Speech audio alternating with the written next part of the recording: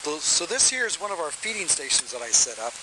This is a large industrial size cookie sheet, and on it I have put 2 bags of sugar syrup, and into each bag is poked 10, 12, 15 holes. And what happens is it creates a feeding station for the bees so they have an opportunity to drink this sugar water. And in the sugar water, it is 10 cups of sugar that is brought to a boil. And then you add 1 5-pound bag of cane sugar, and it must be cane sugar. You cannot use beet sugar, as beet sugar causes dysentery in bees, which is basically chronic diarrhea. And if they don't starve, then they'll poop themselves to death. So we always recommend that you only use cane sugar to feed the bees. So you mix up that water, you bring it to a boil, you add your cane sugar, and you stir until the sugar is completely dissolved. At that point, you want to make sure that you turn the fire off. Then you add to that sugar water solution 2 teaspoons of thyme, dried thyme, and 1 chamomile tea bag. And if you look down inside, you can see in the bag are the thyme leaf in there. The reason we add thyme into the solution is thyme is the derivative of thymol, which we use in the bee industry to combat the varroa mite. By giving it to the bees in their most natural state, they can fill the cells with the liquid, and it more or less creates a preventative measure within the hive and increases the thymol content naturally without being a chemical derivative, and that allows the bees to have a better ability to fight the varroa mite.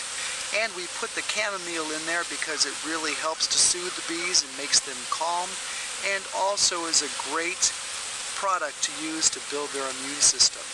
If you have other types of tea like hyssop, or if you have lavender, you can add that to the water as well.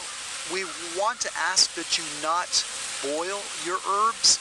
You simply want to add them to the formula once the fire has been turned off, and you let them steep until the product has completely cooled down all the way. And at that time, you want to take a 1-gallon plastic Ziploc bag. You can use that 1-gallon Ziploc bag. You fill it 3/4 of the way full, and you want to make sure that you seal it with most of the air removed from the bag. Once you bring it to the area that you're going to be feeding the bees, you want to make sure that you poke 10 to 15 holes inside of it so that the girls have an area of which to go and get the liquid that they need. As you can see, the girls are starving.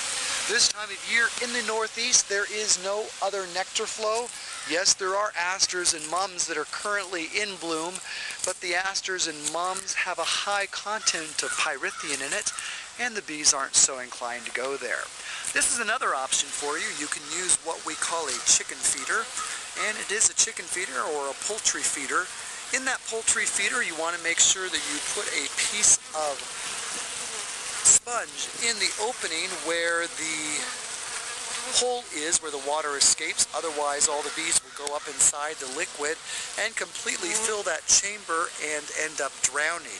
I've actually, prior to doing that and realizing that was an important thing to do, the sponge had been moved by the bees, and they all went up inside, and there was probably about 1,000 or more bees in the liquid here, and they were all completely dead.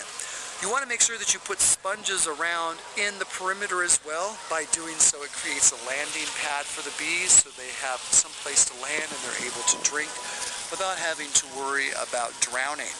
As you can see, it's a frenzied situation here. I'm standing right here next to the hive. No problems whatsoever. The bees aren't overly aggressive. They're just aggressive for the sugar water. Of course, it is going to bring some yellow jackets to the area and may also bring some bald or white-faced hornets. And all the kids need to eat, but the most important ones that have to eat are the honeybees. They cluster and survive the winter in the greatest numbers. They cluster together with a couple of thousand bees. Oftentimes a size that's large enough to be a softball is about as many as you want, or a small cantaloupe. Over here is one of our other hives that I just got. This is a feral hive that Marcel and I took out, and this hive is doing really well. These girls are very, very busy. This is Marcel's setup here with a screen top. And the screen top here has been completely propylized by the girls.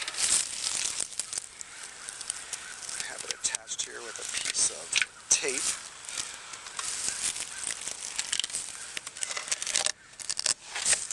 I haven't checked to see how they're doing in here.